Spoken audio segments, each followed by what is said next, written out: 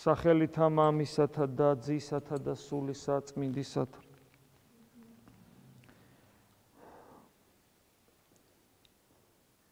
ღმერთმა ადამიანის სიყვარულით შექმნა. ღმერთი თავად სიყვარულია და სწორედ ნამეტნავისაგან სიყვარულის ნაყოფია მთელი სამყარო და ადამიანი. ღმერთს ადამიანი ყოველთვის უყვარს და ყოველთვის უყვარდა. მიუხედავად იმისა, რომ ადამი ზურგს აქცევს ღმერთს. მიუხედავად იმისა, რომ კაცობრიობა ზურგს აქცევს ღმერთს. კაცობრიობამ ყველაზე მეტად ღმერთის სიყვარული მაშინ გაიგო, როცა თავად ღმერთს კლავდა და ღმერთი მისთვის, ადამიანად მოსული ღმერთი მისთვის ლოცულობდა. პავლე მოციქული სწორედ იმიტომაც აღმოვიკითხეთ დღეს რომელთა მიმართ ეპისტოლეში, რომ ღმერთს უყვარს ადამიანი, მაგრამ და ცდილობს მასთან ერთად იყოს შერიგებული, შეიძლება ასე ითქვას, ისედაც, იმიტომ რომ უსაყვარლესი ქმნილება ადამიანი, მაგრამ მას შემდეგ, რაც თავის თავსი შემოირიგა ადამიანი ღმერთის განკაცებით, მისი ღვაწლით და მისი სიკვდილით და მისი აღდგომით და ამაღლებით და მარჯვენით მამის დაждდომით მით უმეტეს შერიგებულები ვართ ღმერთთან. და ეხლა მით უმეტეს ჩვენ უნდა გვიხაროდეს, ერთგვარი სიკადული გქონდეს, როგორც პავლე მოციქული ამბობს, ქრისტეს მიერ სიკადული გქონდეს, რომ ღვთისანი ვართ და ღვთისშვილები ვართ. რა ამაღლებული სიტყვებია და ამეთანხმებით რა დიდებული.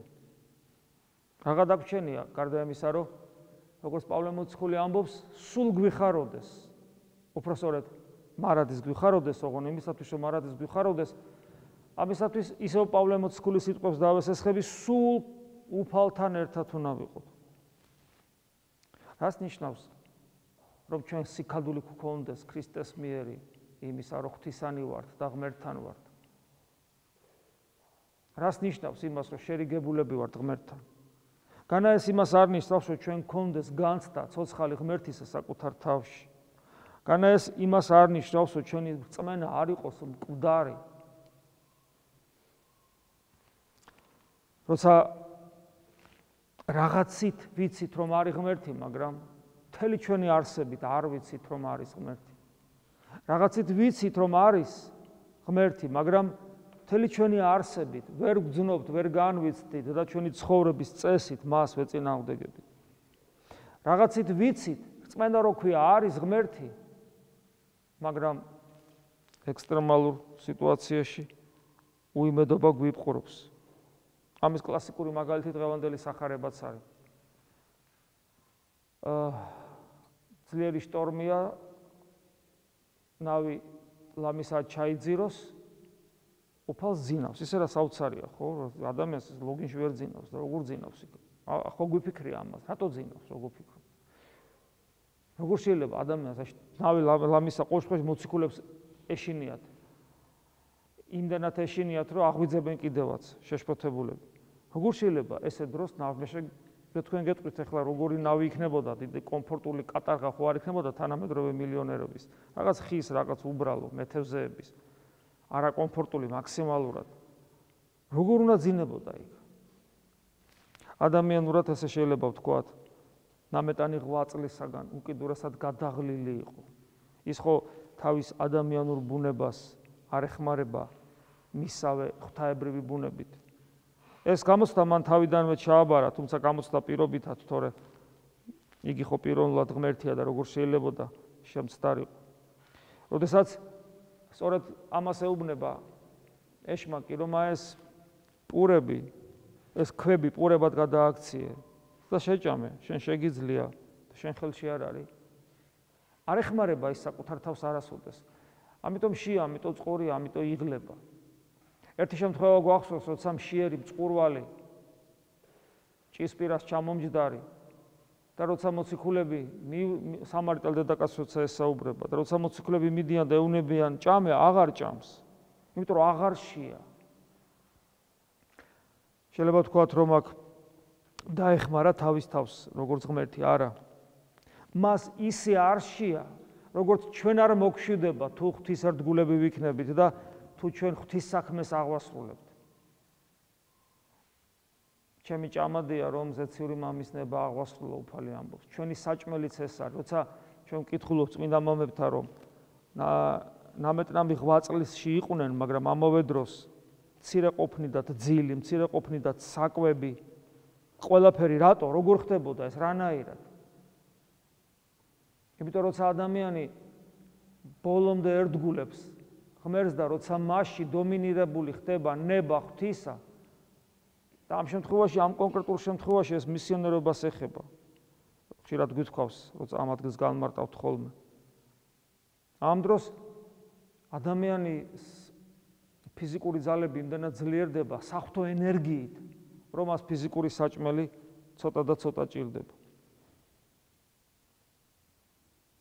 ხო და აი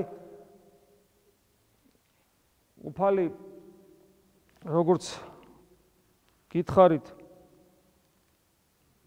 თავის თავს არ ეხმარება, უფალი იღწვის, უფალი ჩვენთვის კვდება და ჩვენ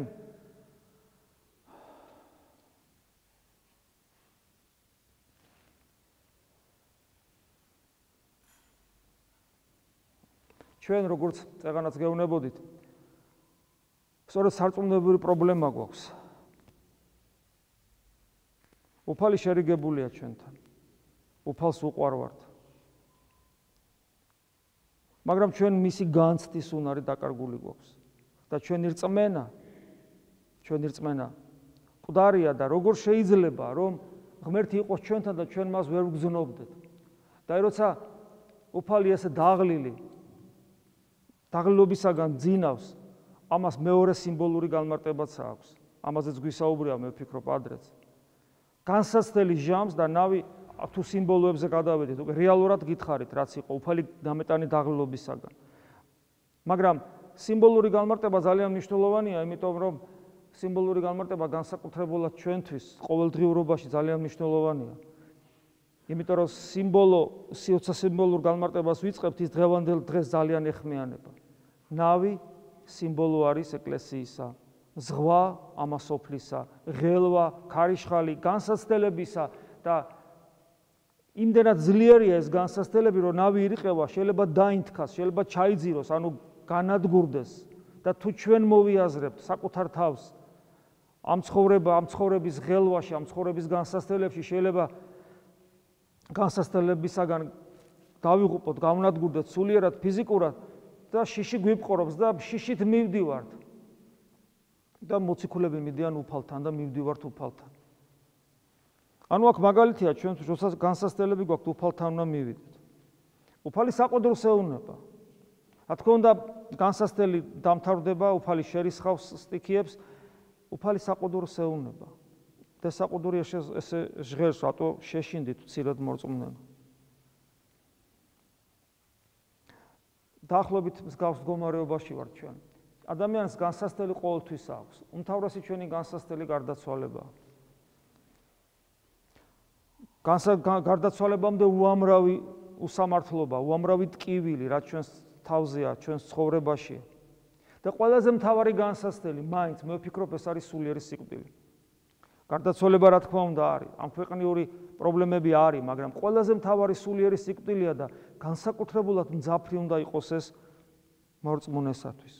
და როგორია ირწმუნე? რწმენის შესაბამის ცხოვრებას იწყებ, თუნდაც ის რადგეს მოდიხართ და ღამეს ათევთ და აქ დგახართ.